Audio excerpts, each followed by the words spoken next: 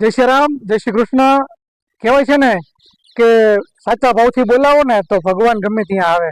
કઠોતી મેં મન ચંગા તો કઠોતી મેં ગંગા, જે કહેવત છે ને મિત્રો, રાજકોટથી તદ્દન નજીક એક એવું મંદિર છે કે કહેવાય છે કે તમે જો દ્વારકા ન પહોંચી શકો તો આ મંદિરે પહોંચો તો તમને દ્વારકા જવા જેટલું જ પુણ્ય મળશે. મિત્રો, એવી જગ્યા કે જ્યાં શ્રી કૃષ્ણ ભગવાને પોતાના રથ સાથે સાક્ષાત પરચો કુવેલો છે.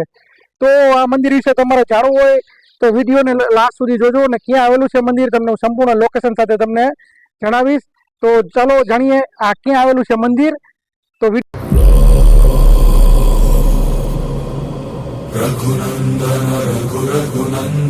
જય શ્રી રામ. કહેવાય છે ને કે આપણા સૌરાષ્ટ્રની ધરી એટલે કે સંતો ને સુરાની ધરતી છે. આ સૌરાષ્ટ્રની ધરતી અનેક સંતો આપ્યા છે.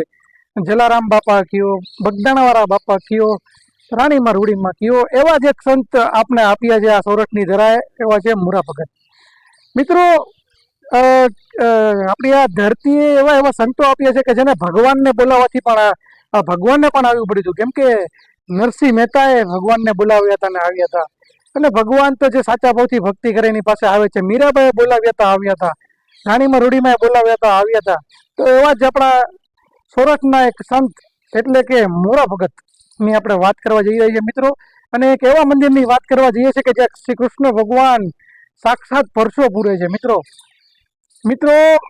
સર્વપ્રથમ હું તમને મોરા ભગતની વાત કરીશ કે ભરવાડ સમાજની સાનિયા અટકમાં જન્મેલા મોરા ભગત કે જે પોતાના પિતા સાથે, માતા પિતા સાથે રહેતા હતા. નાની જ ઉંમરમાં તેમના માતાનું મૃત્યુ થયેલું, એટલે કે તેમના પિતા લીંબા ભગતે તેમના બેન મીણીબેન એટલે કે તેમના ફઈ સાથે તેમને રહેવા મોકલી આપ્યો, કેમ કે તેની સાર સંભાળ કોઈ રાખે એવું નહોતું. અને કહેવાય છે કે તેમનું મુખ્ય ગામ જસદણ પાસેથી ગેલા સોમનાથ તરફ જે જઈએ ત્યાં આંબરડી ગામ જે છે તે તેનું મુખ્ય મોરા ભગતનું ગામ હતું. કહેવાય છે કે તે તેમના ફઈની સાથે રહેતા હતા. 8 વર્ષની ઉંમર હશે. તે ગાયોને ચરાવતા, બધું તેવું સેવા કરતા. અને ત્યારે એકવાર તેમના ફઈને રોતા જોયેલા. તો મોરું ભગત તેમના ફઈને પૂછે છે કે શું થયું ફઈ, કેમ રડો છો? તો કે બેટા, એ તું તને નહીં સમજાય ને તારાથી કંઈ થશે પણ નહીં. એટલે મોરું ભગત કહે છે કે ફઈ તમે મને કહો તો ખરી.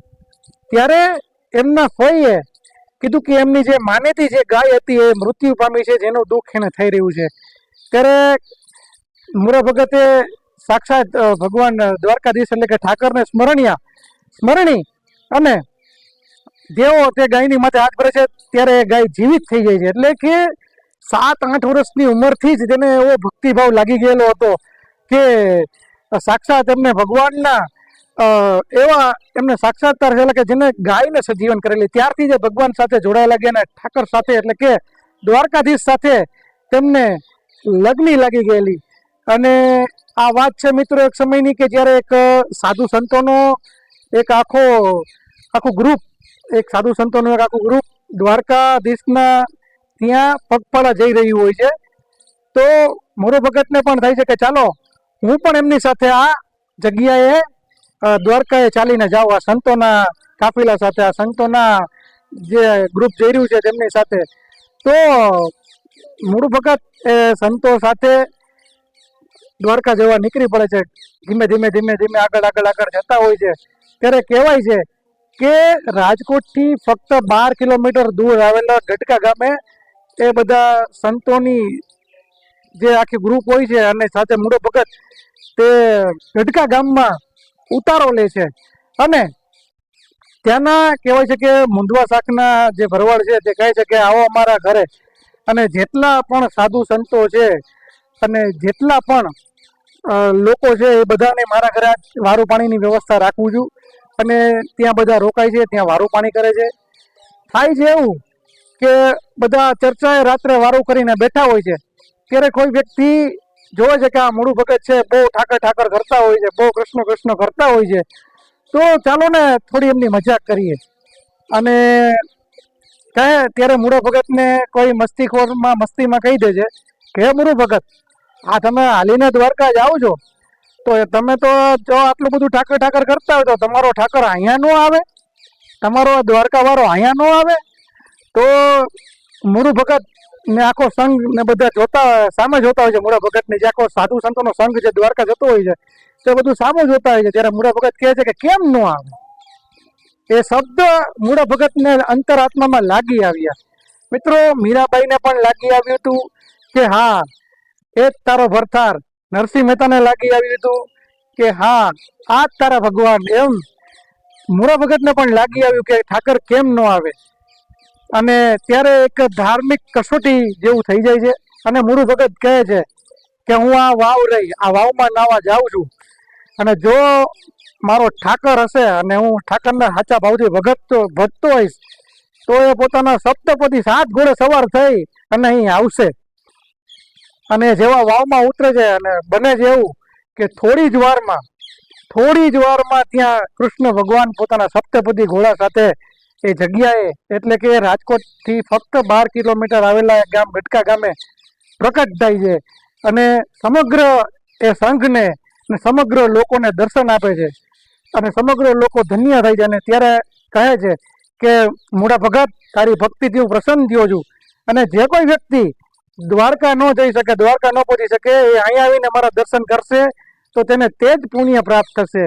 મિત્રો, આ હતા મૂળા ભગત કે જેની જગ્યા આવેલી છે, જેના તપના કારણે, જેની શક્તિના કારણે ભગવાનને દ્વારકાવાળાને ખુદ હાલીને ખુદ ઘોડા ઉપર સવાર થઈને આવવું પડ્યું. અને મિત્રો, આ વાત કોઈ બનાવેલી કેવી નથી, ઐતિહાસિક વાત છે. અને આજે પણ તમે જોશો તો આપ જુઓ કે રાજકોટથી આપણે ભાવનગર તરફ જતો જે રસ્તો જાય છે, રાજકોટથી ફક્ત 10 કિલોમીટરે ગટકા ગામ આવેલું છે. અને ત્યાં આપ જોઈ શકો છો કે ત્યાં ભવ્ય આ મંદિર આવેલું છે ગટકાનું. અને ત્યાં આપ જોઈ શકો છો કે શ્રી કૃષ્ણ ભગવાન કે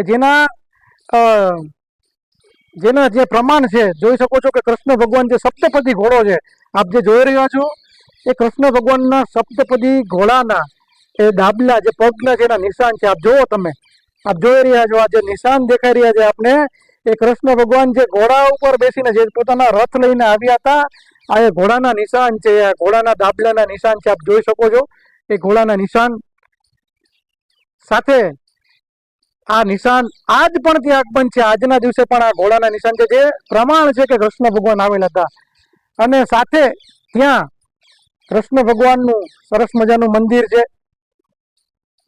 તેની સાથે જ ત્યાં મહાદેવના 2 મંદિરો છે. કહેવાય છે કે શ્રી દ્વારકેશ મહાદેવ તરીકે મહાદેવની ત્યાં આજ બી પૂજા થાય છે.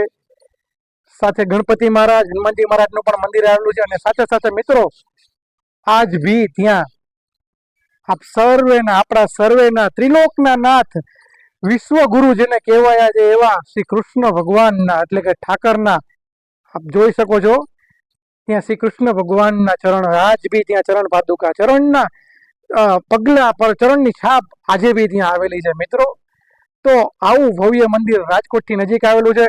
આપ જો દ્વારકા ન જઈ શકો, દ્વારકા ચાલીને ન જઈ શકો એમાં હોય, આપ દ્વારકા ન જઈ શકો, ત્યારે કહેવાય છે કે આ ગટકાના મંદિરના દર્શન કરી આવો. તેને અઠે દ્વારકા કહેવામાં આવે છે. અઠે દ્વારકા એટલે કેવો શબ્દ છે કે અહીં જ દ્વારકા, આ જ દ્વારકા, અહીં જ દ્વારકા છે, અઠે દ્વારકા કહેવાયું છે. એવું આ મૂળા ભગતની જગ્યા છે, જે કહેવાય છે કે ત્યાં દર બીજે, દર પૂનમે, દર 11 અસંખ્ય ભક્તો ત્યાં આવે છે. હવે તો ત્યાં થંભ ઊભા થઈ રહ્યા છે, ત્યાં દીકરીઓના સમૂહ લગ્ન જેવા કાર્યો પણ થઈ રહ્યા છે. પણ આટલી પાવન જગ્યા, આટલી પવિત્ર જગ્યા રાજકોટથી ફક્ત 10 કિલોમીટરના અંતરે આવેલી છે. તો આપ પણ મંદિરના દર્શનનો લાભ અવશ્ય લેજો. જો દ્વારકા ન જઈ શકો તો અહીંયા જ પગપાળા જઈને પણ દ્વારકા જેટલું જ પુણ્ય મેળવી શકો છો. તો આશા રાખું છું કે આ સૌને આ વાતનો ખ્યાલ મળી ગયો હશે, અથવા તો ખ્યાલ હશે તો કોમેન્ટમાં મને જણાવજો કે આપને પહેલાથી જ ખ્યાલ હતો. તો ખાસ મારો આ વિડીયો આપ એવા દરેક લોકો સુધી પહોંચાડો જેમને વાતનો ખ્યાલ ન હોય. સાથે મારી ચેનલને સબસ્ક્રાઈબ કરજો, કોમેન્ટમાં લખજો જય શ્રી કૃષ્ણ, જય દ્વારકાધીશ, જય ઠાકર, અને ખાસ આ વિડીયોને શેર કરજો. મારી ચેનલને સબસ્ક્રાઈબ કરવાનું ભૂલતા નહીં. તો મળીશું આવા જ એક વિડીયો સાથે. કલ્પેશ ગમારા અને રુદ્ર ગમારાના ત્યાં સુધી આપ સૌને જય શ્રી રામ, જય દ્વારકાધીશ.